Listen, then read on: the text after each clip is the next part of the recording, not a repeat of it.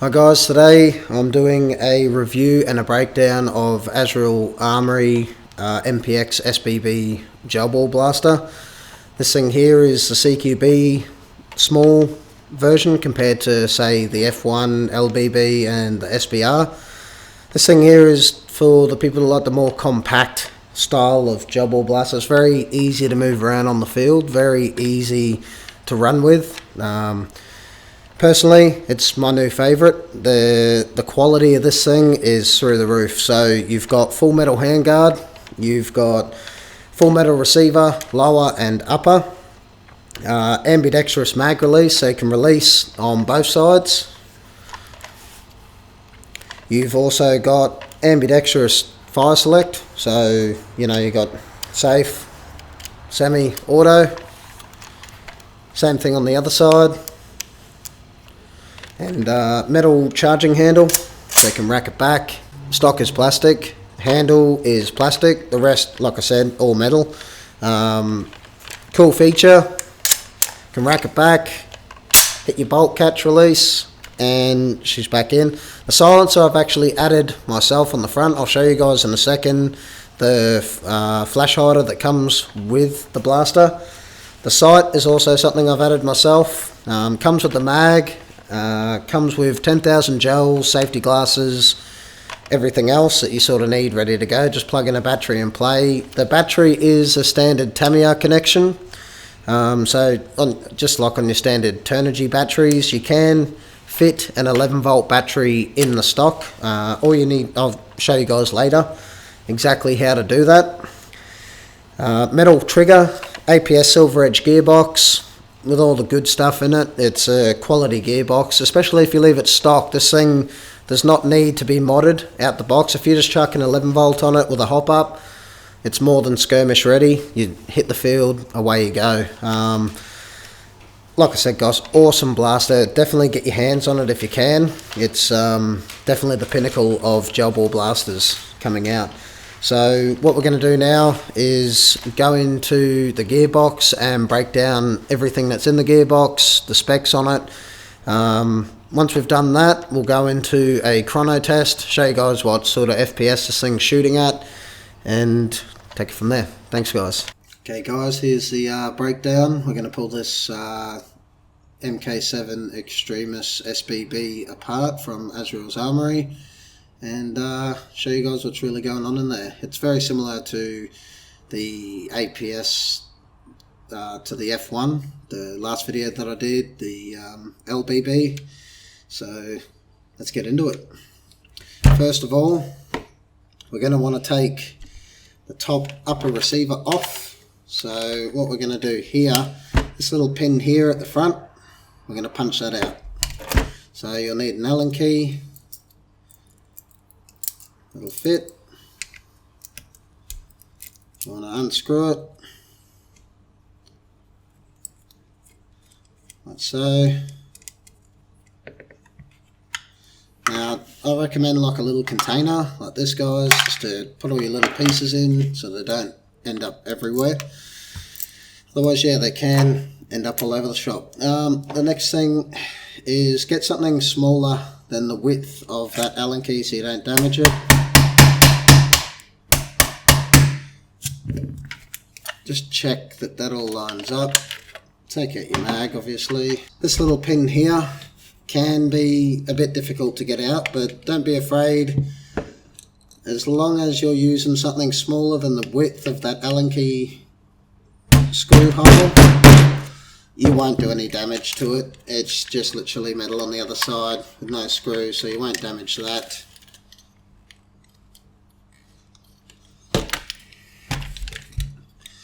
Okay, we'll need to dangle this off the edge a bit. So as you can see, this is really, so as you can see, that was really in there good. I definitely make sure that's not going anywhere.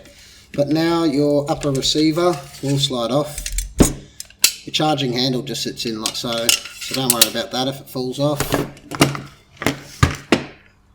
Next, we want to take out your mag release. So get a hex key, hex head, take off your mag release.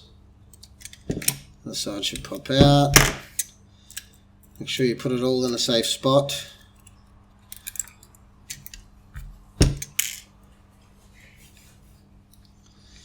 Same with your fire select. Just be very careful, because there are little steel balls there and a little spring just in there, so just be careful because they come out very, very easily. If you lose them, it just won't be the same. Same with this side.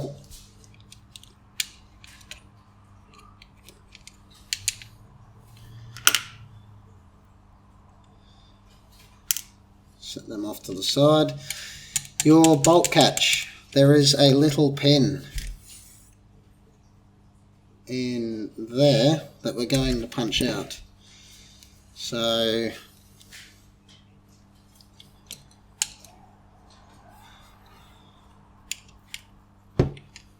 just give it a little tap on the side.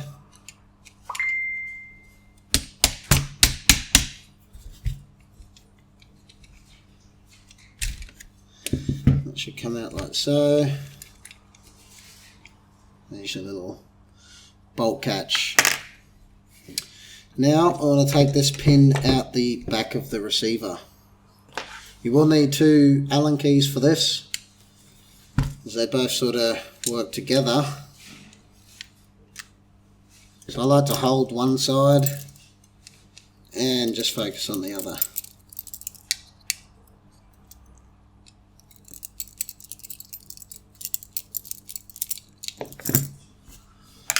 That piece in there.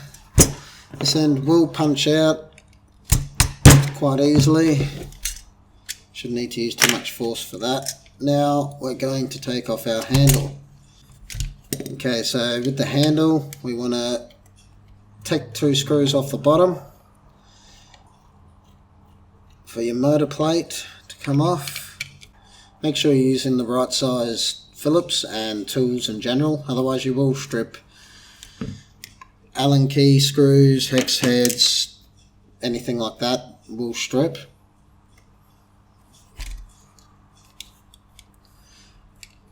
Undo your clips there, there's your motor. So you probably won't be able to see, but there's 2 screws down in there, they're just a Phillips head. They can be in very, very tight, so make sure you're putting a lot of pressure on the screw before you try and take it out, or else you will strip it.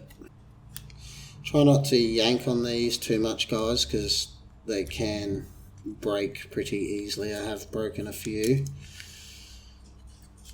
which if you need to replace them, you can get them from JCar.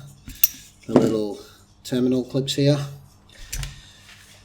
they sort of speak for themselves in the wide back on. You won't need to worry about taking off the stock. This should just, oh, there's a little pin here, there's always something. So if we punch a little pin out the center there, pull it out, this gearbox will just come out very easily. Okay, so this just slides right on out. Set it off to the side. So here is your ambi gear select gears. They basically just sit like so on your gearbox. Take them off, guys. Set them to the side. Always remove your spring first.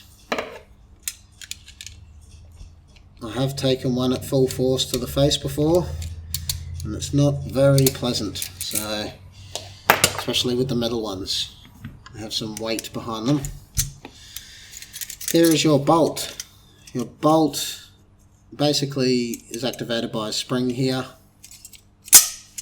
so when you rack it back far enough, pull up your bolt catch, and that's when you hit the release on the side of your blaster and shoots forward. So we're going to take that off now. Make sure you don't rip this off, because you will break that spring. That spring is very, very easy to break, and it just catches on the end of your bolt there.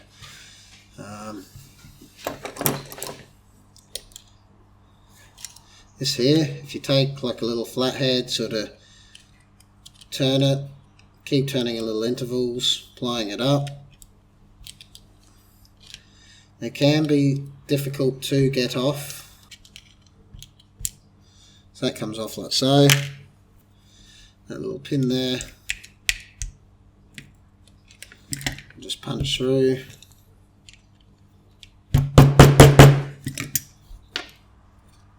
Pulls out. This little bolt catch here, don't worry about taking that off, guys. There's a little spring in there, so very easy to lose.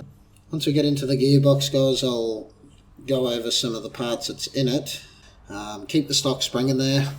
These springs are really heavy duty as they are.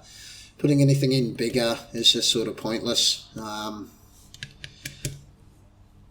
As like I said, they perform, they shoot nice and straight.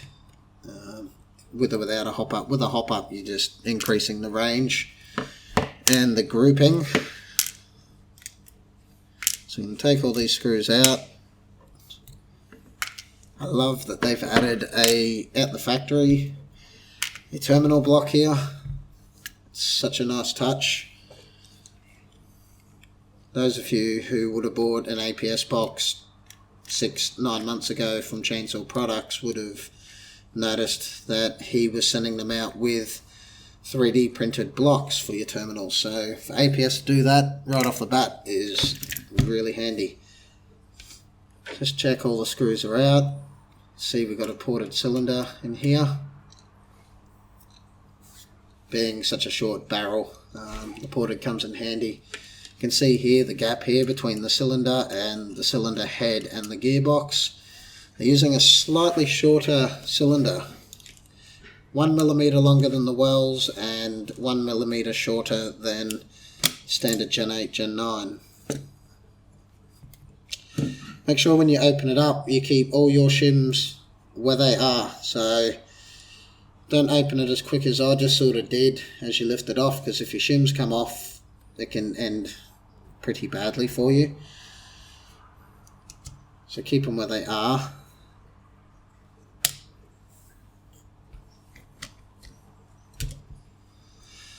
Okay, just like the LBB Titan, this one here has a longer nozzle. Same thing again, they've gone ahead and done a longer nozzle. Cylinder head, it's a nice cylinder head too, it's solid. The piston, full metal rack piston. So APS originally were giving one tooth metal, the last tooth, the rest were nylon, but now they've gone ahead and changed that, which is really good. These gearboxes will come with cast gears, which are more than enough. That's completely fine. I've just gone ahead and swapped them out for SHS gears, which there's really no need to, guys. That comes down to personal preference. If that's what you want to do, that's what you want to do. I wouldn't recommend doing it right off the bat. It will void your warranty, so any issues I'd be contacting who you got them from and going from there, rather than opening it yourself. This video is just for people that want to see what's going on inside, how to pull them apart, how to put them back together, etc. The gearbox, as you can see, is an APS Silver Edge. They come with bearings. They are a nice quality bearing. Bearings are good on 16:1, 18:1. You know, they are really good. Once you start going higher fire rate than that, you are going to be looking at the bearings, replacing your bearings quite often. I wouldn't recommend it personally, to put 13:1s or 12:1s, like I said, because swapping out the bearings for bushings, if you are going to do that, once again, it's a lot of work. These things don't really need it. Keep your bearings packed with grease. So if you keep them packed with grease, they will last a lot longer. Just allows the bearing to take the heat a lot better and friction. So pack them in like so. As you can see, metal trigger, we've got silver wiring straight out of the box. We've also got a switch block here that looks to be rated to either 20 or 30 amps, so I think 30 amps. once this one here burns out, I will be switching to an SHS switch block or a Lonex, as that's just what I'm used to using. Here is your return spring. Once again, another APS return spring. These things are solid as hell and nice and short, so it's going to do wonders. The tappet looks very much like a V2 tappet, very similar, minus the fact they have this extra little piece here. Basically, that extra little piece is allowing for the sector gear to draw it back far enough to be able to feed a 7.5mm gel, depending on what you're using. If you're using gold milkies, you're looking at around 7mm. If you're using Wantress, 7.2 to 7.4mm. You can see here they have actually machined back about 3mm to allow that extra sort of stroke. And they have also machined the front of the gearbox, very different to their 6mm APS standard boxes. So like I said, already ready to go for gel ball. There's no myth about it. It is ready to go. I've gone ahead and added Deans. They do come with a Tamiya, but all my batteries use Deans, so I've gone ahead and switched that out, being the fact that, like I said, all my batteries use Deans. So I've kept that the way it is. Okay guys, so that's the insides of the APS Silver Edge. Now we are going to reassemble this thing, and I'm going to show you guys how to exactly put it back together. Just pack this in with grease first. Might put a little bit more grease on the gears while I'm here, because why not? You can never not have too much grease on your gears unless you're using a Titan MOSFET. If you're using a Titan MOSFET, you don't want a lot of grease on the gears. I recommend using a brush to get on the teeth, because the Titan there is an optical sensor. I will be installing one in future, so if you want to see that video, let me know in the comments and I will show you guys how to install and set up a Titan MOSFET. So first things first, make sure your gears are in the right place with all your shims in the right place. So as you can see, they spin very nicely, very minimal noise on them there. So I like to put my anti-reverse latch in last. They tend to pop out a bit. So with putting this back in, slide it in like so. Make sure it's sitting on the rail. You don't want it to be slightly off center of the rail. Make sure it's all sitting in nicely, and the little hole on the other side is sitting on this little head here. If not, it won't line up properly and you'll be asking for issues. So back in place, make sure your piston is sitting on that rail there. Make sure everything's in place. We take our tappet spring, return spring, whatever you like to call it, and we slide it over like so.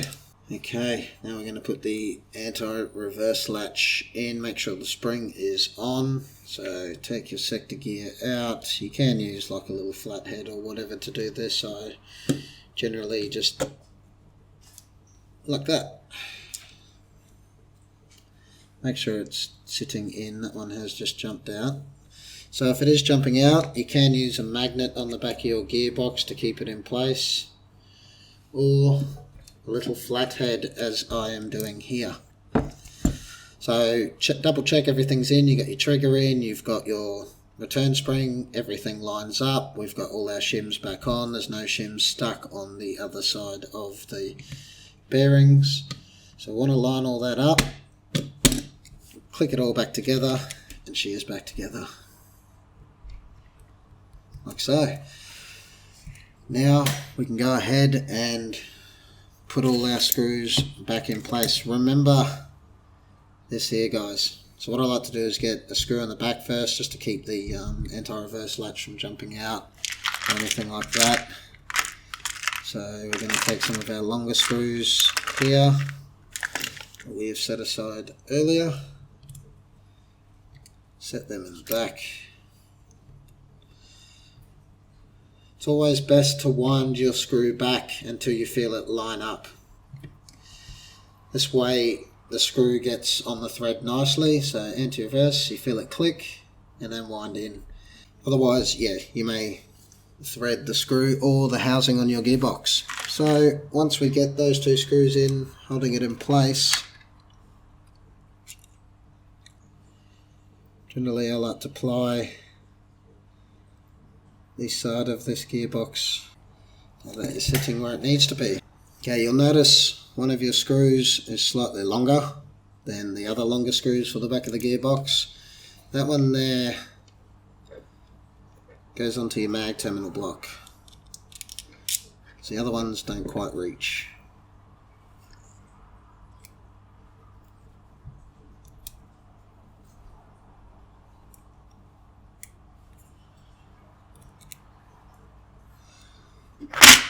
So we've got all those screws in place. Alright, now it is time to put our bolt back on. So the little screw there for it. What I like to do first, sort of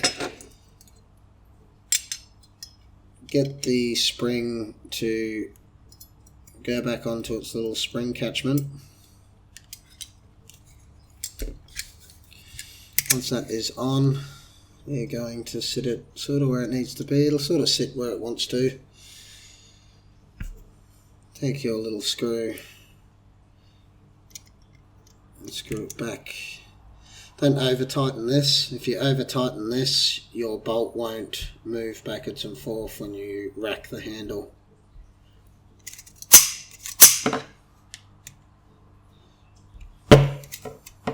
See, that's too tight, so it gets stuck. So just back off that a little bit. She's good. Okay, now we can put our spring back in.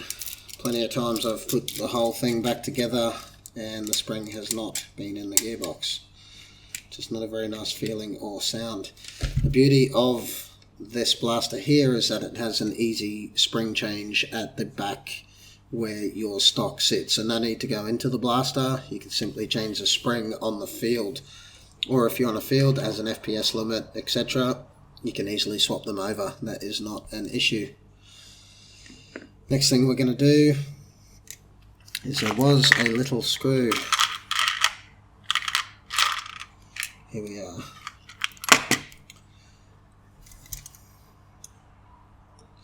For that there. So just screw that back in like so. Very solid. That's what I like about these gearboxes. Now for the slightly tricky part. We're going to put our ambi fire select back in. So you'll see there's two little grooves there in the gearbox next to your tappet and your trigger. So we're going to make sure you don't put it in that one. It looks like it may fit, but that is the wrong one. So it should just slide through like that.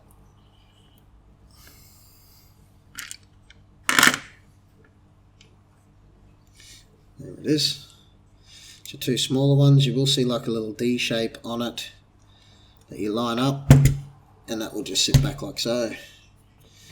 Take the one that doesn't have this little ridge on it, so take your other one, that little circle on your gearbox. So if you can see, there is a little rectangle on this gear. You want that rectangle to be horizontal, so adjust. Turn this if you need to get it sitting horizontal, but it should sit horizontal. Otherwise, when you select through your different gears, it won't be correct. Now, I like to make sure this is all the way back, then bring it forward just a little bit. This little wheel here, so you can see that little ridge part, that sits in this groove on your tappet. So once again, make sure that is also horizontal. It should all line up nicely. Once you get that sitting where it needs to sit, make sure I like to hold it like so, just to make sure it's all in the right place.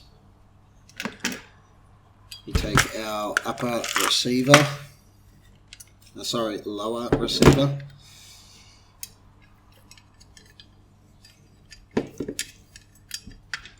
feed these through.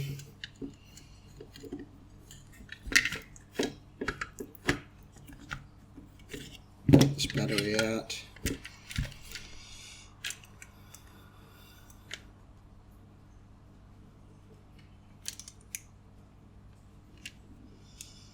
Feed them in like so. Try not to move it around too much. What I like to do is take a pin here, sort of keeps everything in place.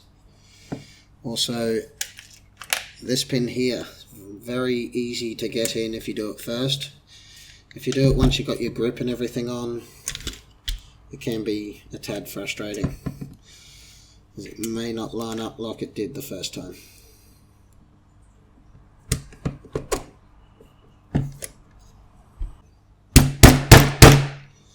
Make sure it's all sort of holding it in. Make sure it's all sort of holding it in. We're going to go ahead and put our fire select back on. So we'll start with the bigger one, which goes on your main side if you're right-handed.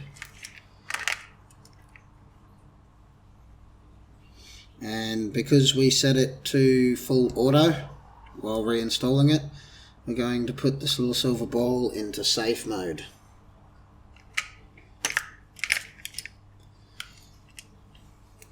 Take that little spring there, make sure it lines up on that little ball. Once all that lines up, we're going to take your hex head and screw it back in, like so. Going to do the same on the other side. Now just remember the other side is reversed.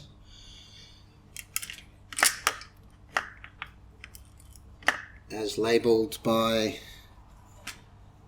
no pew, pew and pew pew pew, which I think is a really nice touch to add rather than your generic safe, semi, full auto mode selects. This little silver ball is very, very finicky. Don't over tighten this because it can be a tad frustrating.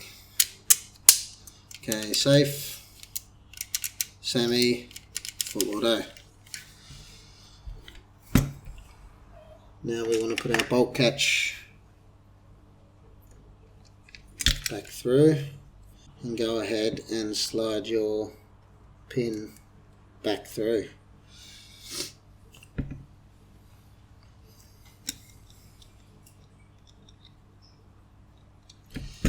Turn this around. It's very awkward for me to do that left-handed.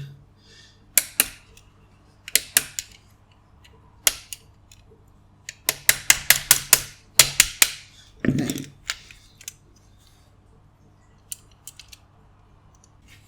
Okay guys, I might mention that the bolt here is the one that comes with it.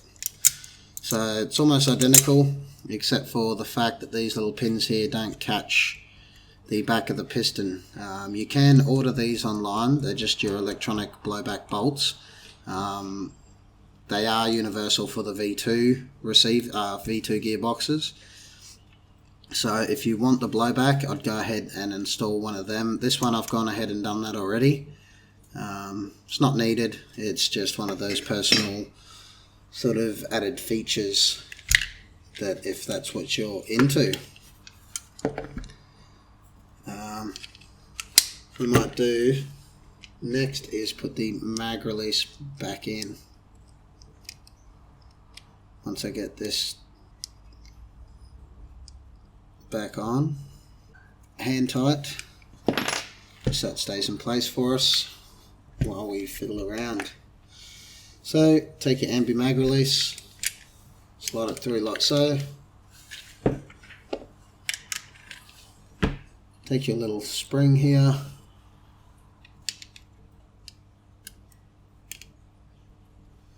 take your little spring, put your other side of your mag release back on, make sure it's all lined up, and then just screw in.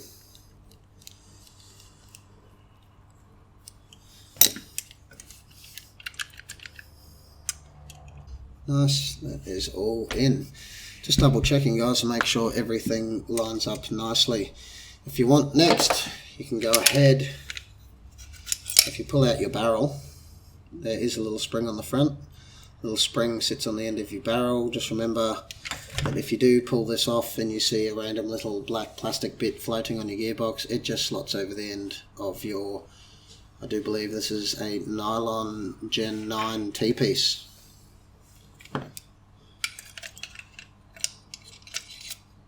Slide it back through like so. Make sure your charging handle's on.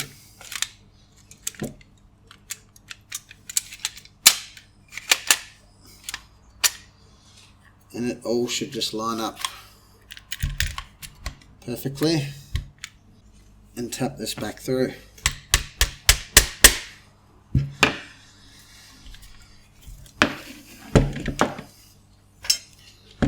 It is slightly off center, so there we go. Line it back up. Punch that through. You can see why it's such a tight fit. Which I'd rather it be like that than sort of loose and coming off while you're playing. So next, we're going to install our handle.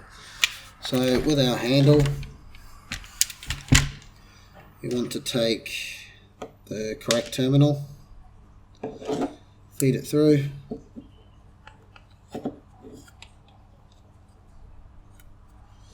can be a little bit tight, but that's fine. Excuse my voice too, guys, I'm just coming off, I was sick earlier this week, but now I've just left with a bit of a croaky voice, so if that annoys any of you. And your handle should line on like so. Next we're going to take our Phillips. You want to make sure these screws are really tight. If they're not really tight, your handle can come loose and your meshing with your pinion to bevel gear will not be so great. It'll cause damage and make it sound terrible. Just be really aware of that. Common thing I am noticing with all of these style blasters, the Extremis, MK7, the SPR and LLB Titan, is that the rubber nozzle on the end of the nozzle are coming off. APS, the glue that they've used isn't really bonding too well, so if you find yours stops feeding, it's as simple as punching out that pin, sliding off your receiver. Your little rubber will be sitting inside of your T-piece. Simply take some super glue and glue that back on, or some 2-part epoxy is even better.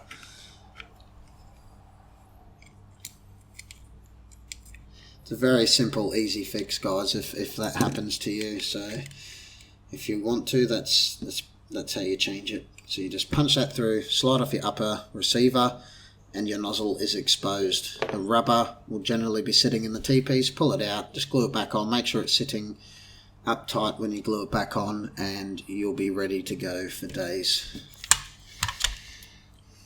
Now, just line your motor up so you'll see a red dot on your motor. Make sure it's sitting on the right side. You want to feel the motor move up and down like so. If it's not sliding up and down like so, and say it's going in and you can't get it in any further, it's generally just pull it back out, turn the pinion in one rotation. Sometimes, like this one here, the terminal slides on a little too easy.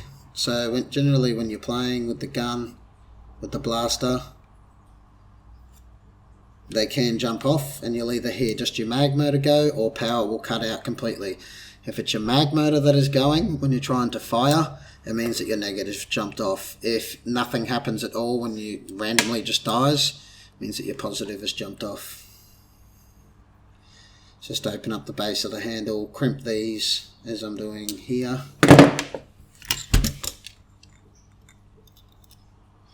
Yeah, it's a much tighter fit now. That that won't be going anywhere. Don't crimp them too hard. Like I said, they are very, very finicky and very easy to break.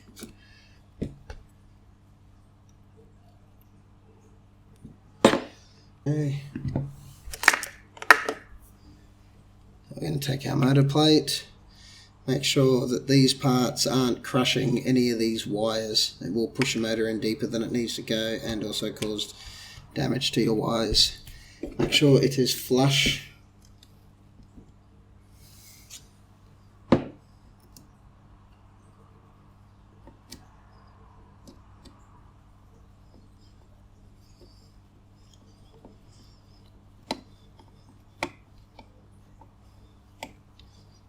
Screw that back in, just continue to support it.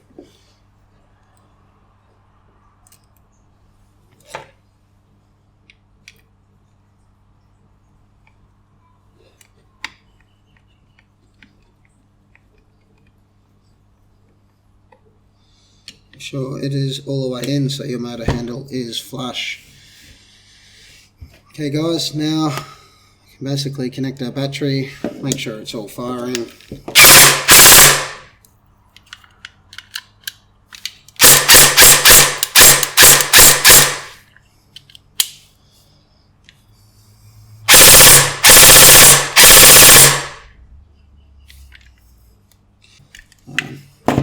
Okay guys, so that's your battery compartment there. So to get that back in, it's a little clip here, slide it back on. If you would like to get one of these 11 volt batteries in, there is a little cap here. So this little cap at the back basically just pushes out like so. So you only need to push it out yay much. Make sure this is out and your 11 volt will slide in like so. Connect up your battery. So connect the battery,